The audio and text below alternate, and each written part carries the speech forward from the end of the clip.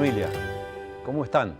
Bienvenidos nuevamente a su ciclo sobre nuestros desafíos como familia en nuestro tiempo.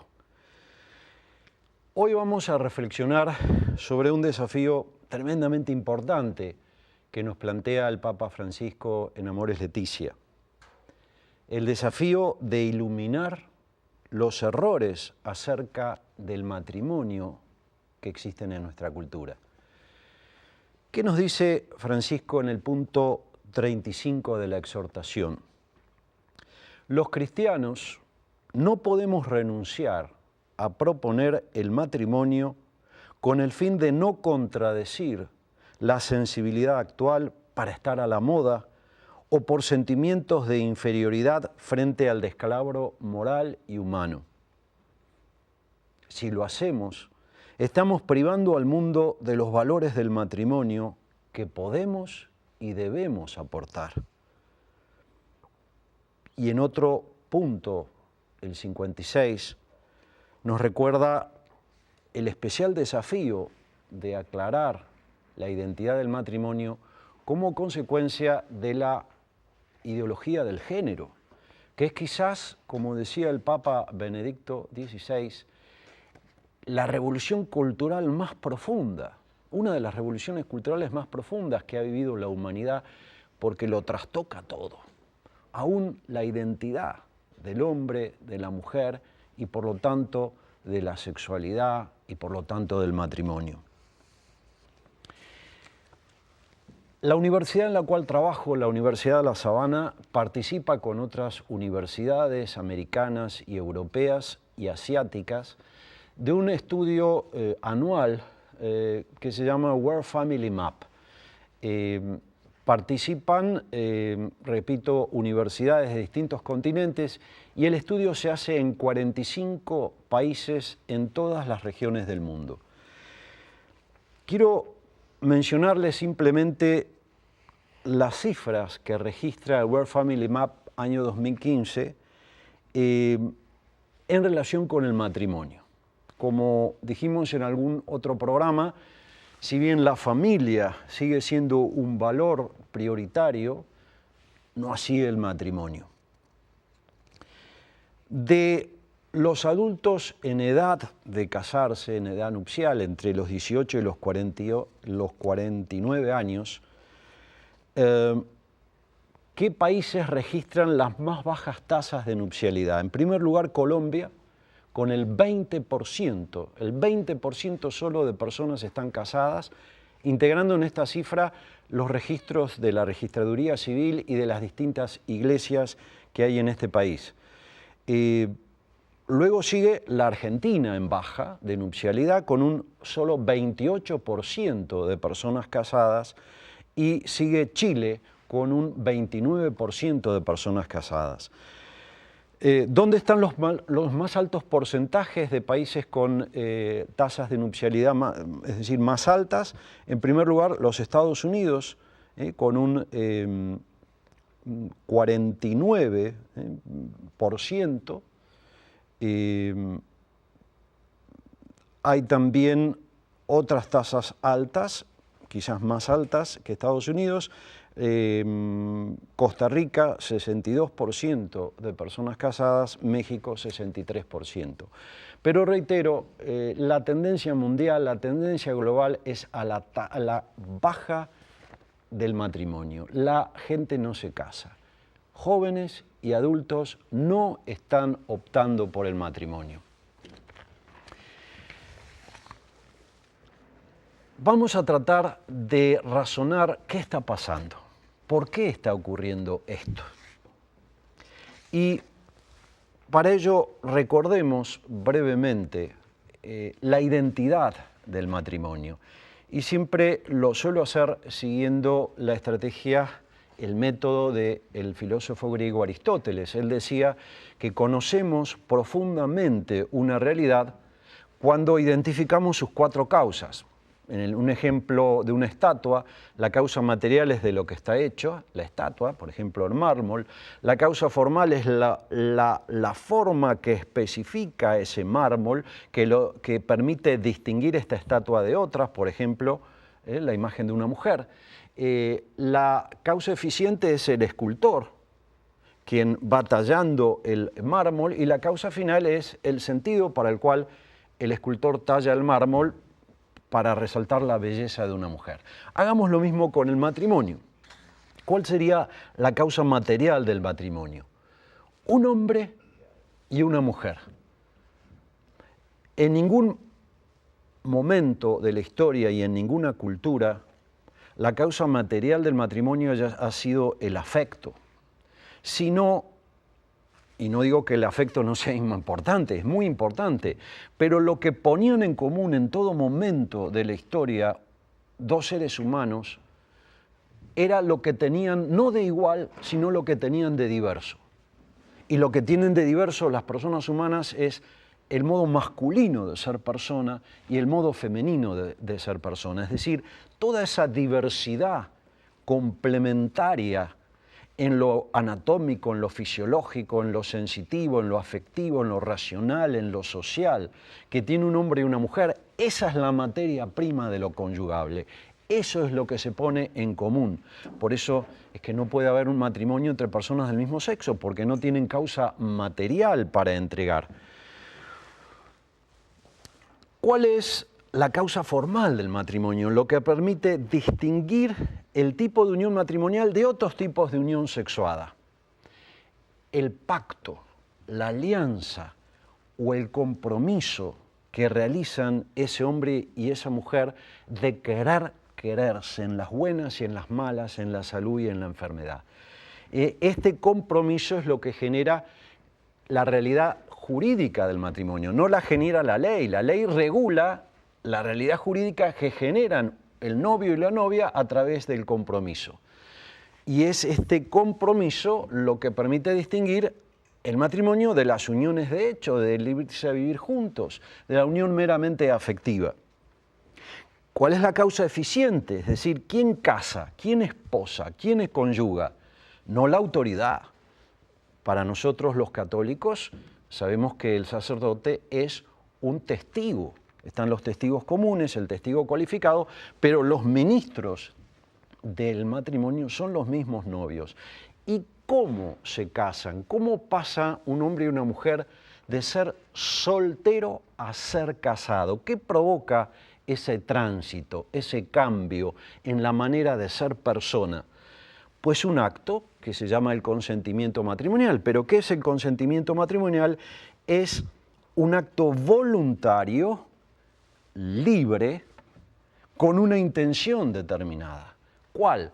La de entregarse con la medida que pide el enamoramiento. Acordemos que dijimos que el matrimonio es la respuesta ecológica a lo que invita el enamoramiento, la naturaleza del enamoramiento. Y el enamoramiento invita a una unión total. ¿Por qué? Para hacer posible el solo contigo, el siempre contigo, es decir, totalidad esencial y totalidad existencial.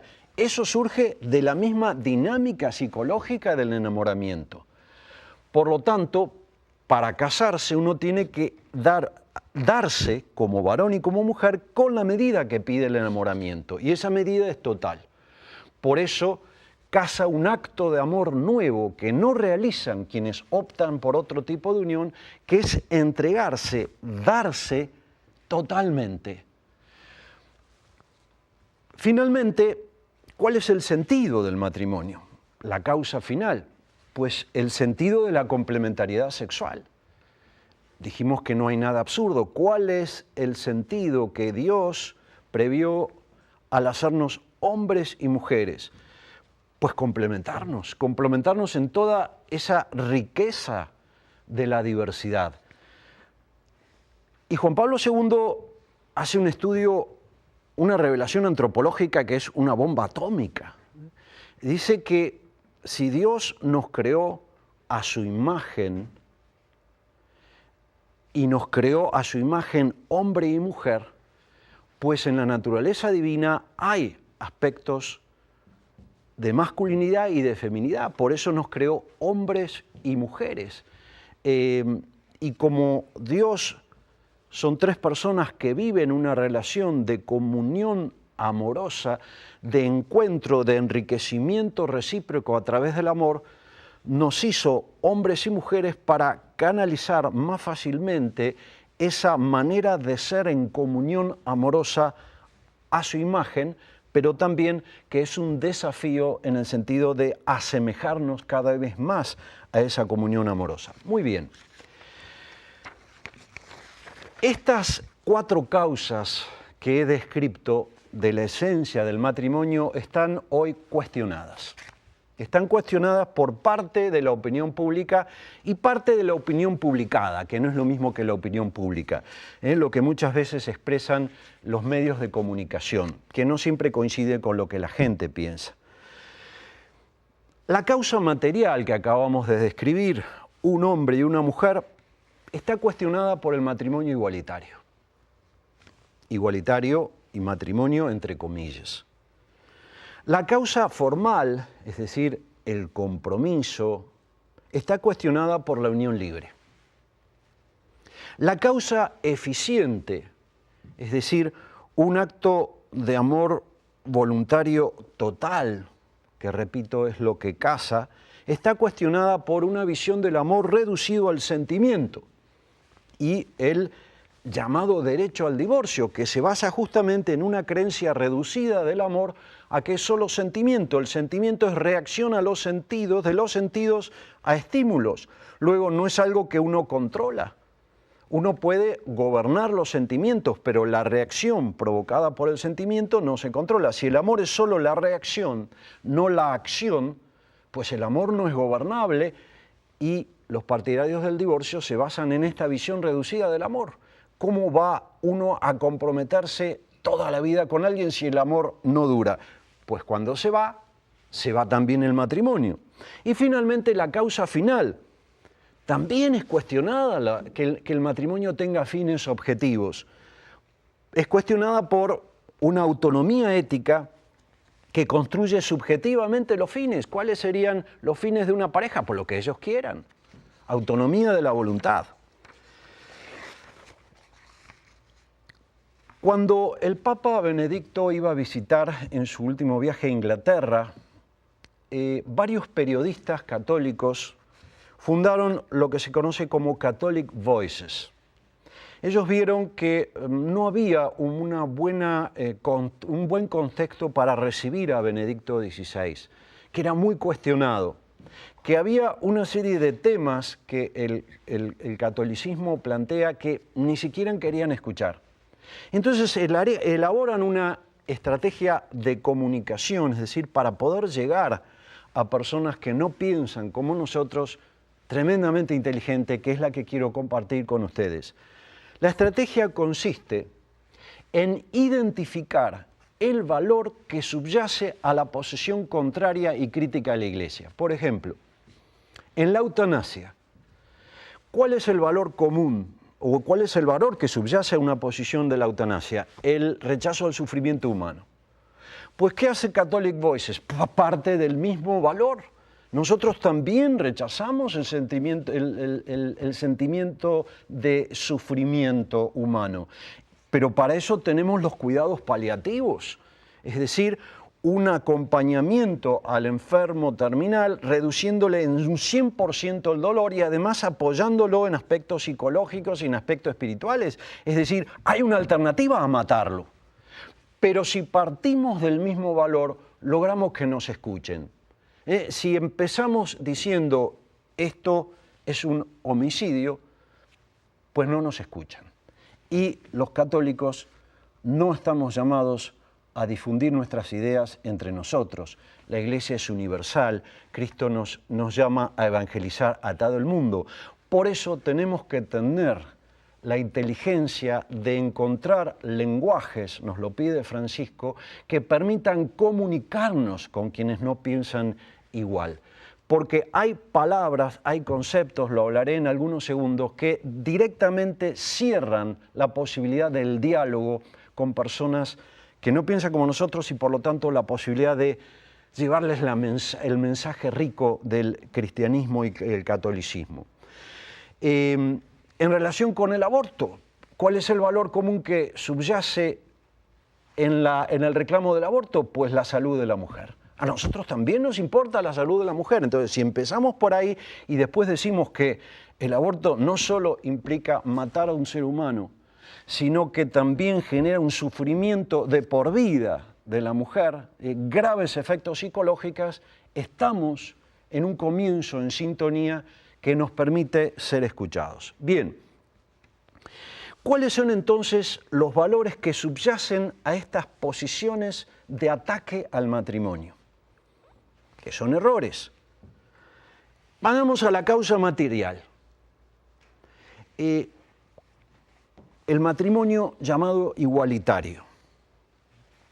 ¿En qué valores se funda? ¿En la igualdad ante la ley? ¿En la justicia? ¿Y en el amor a la persona homosexual? Pues nosotros nos basamos en lo mismo para defender nuestra posición. En primer lugar, el amor a la persona homosexual. Coincidimos.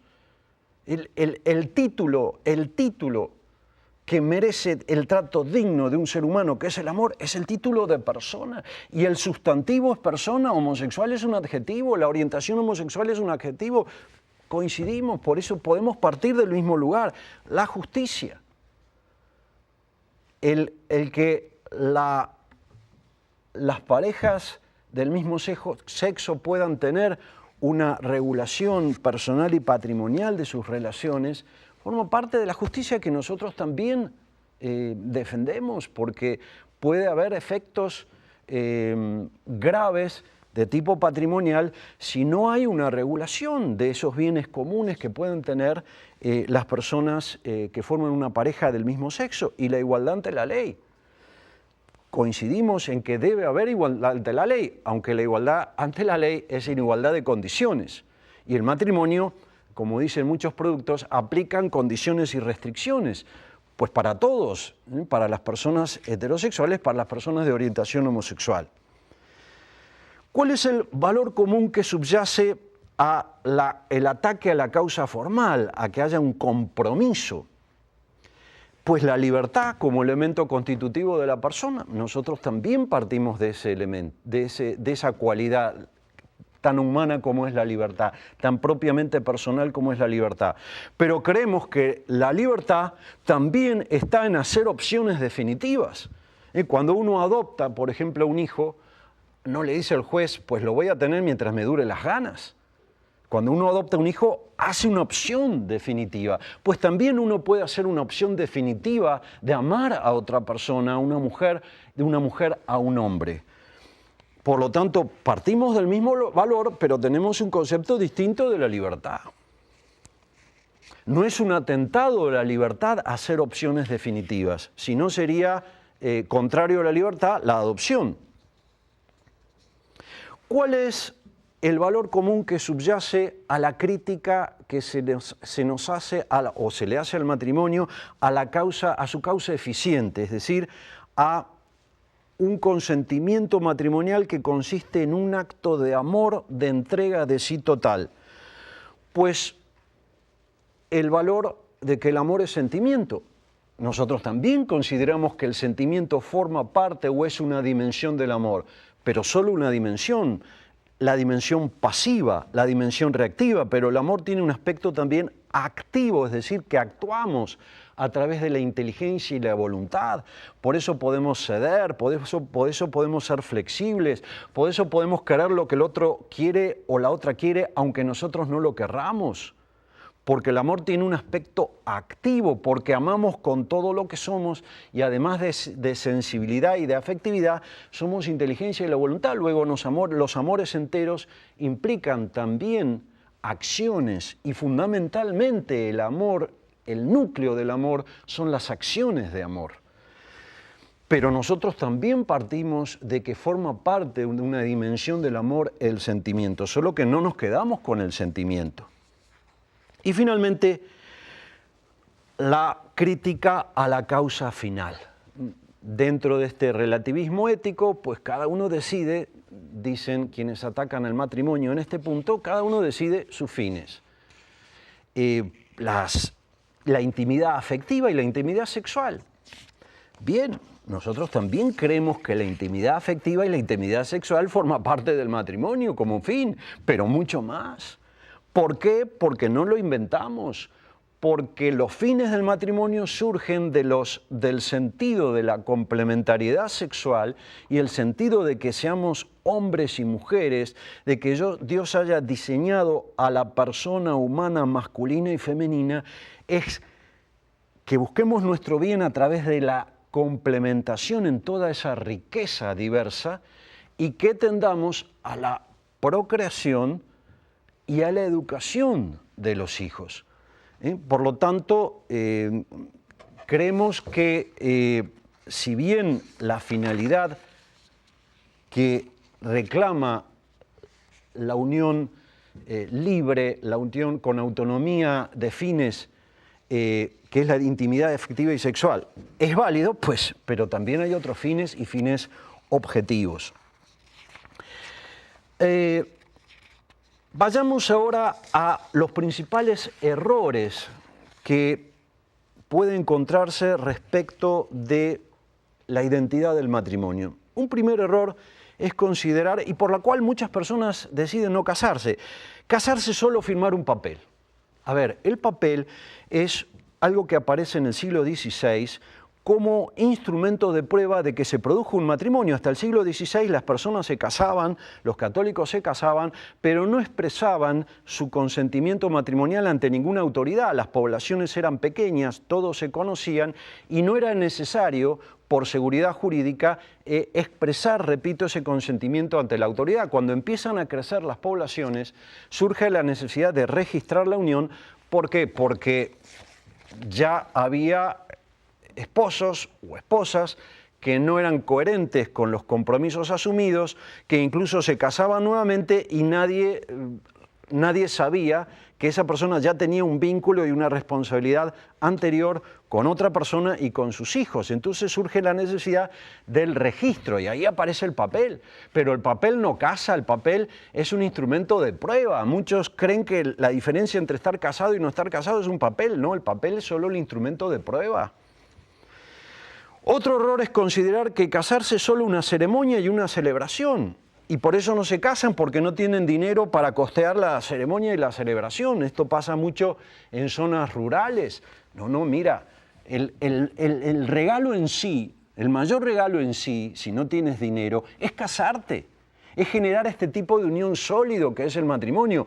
Si no tienes dinero, pues cómete unas empanadas, unas arepas con tus familiares más cercanos y listo. Pero regálate el hecho de casarte. Otro error es creer que el matrimonio es un contrato. El matrimonio no es un contrato, lo que rige sí es un acto jurídico porque implica un compromiso que genera derechos y deberes, pero no de tipo contractual.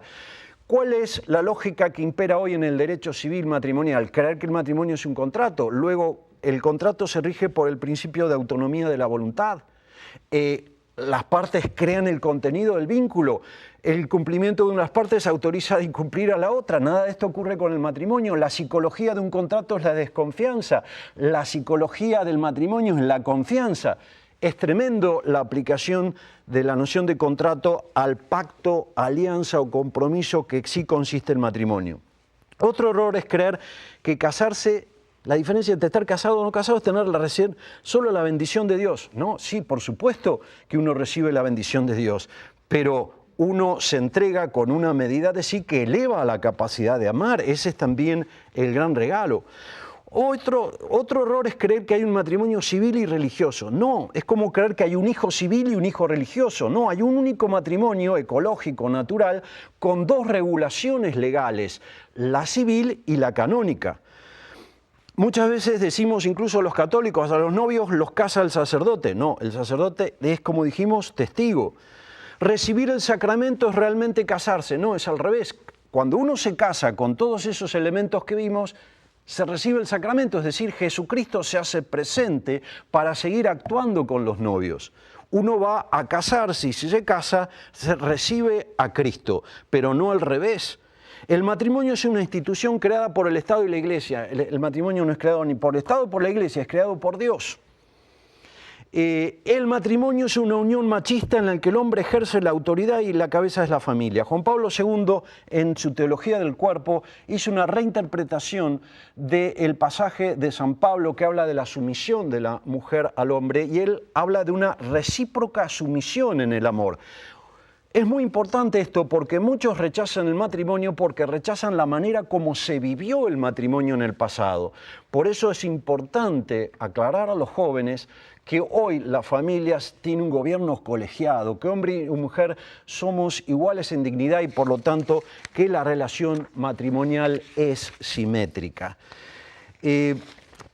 Jesucristo nos dijo que muchas veces los hijos de las tinieblas son más astutos que los hijos de la luz.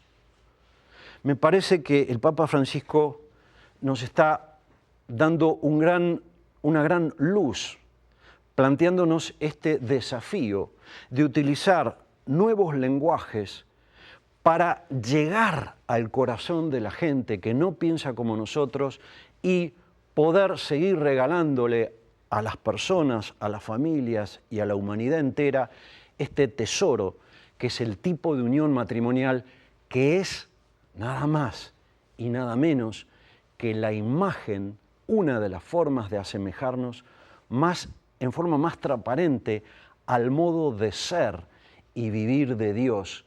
Dios es una comunión de amor y el matrimonio es una comunión de amor, no es una pareja, no son dos, es una unidualidad a la cual se suma Jesucristo que marca la diferencia. Les agradezco que nos acompañaran en este nuevo programa y los espero en otro programa donde abordaremos otro desafío para la familia. Hasta luego.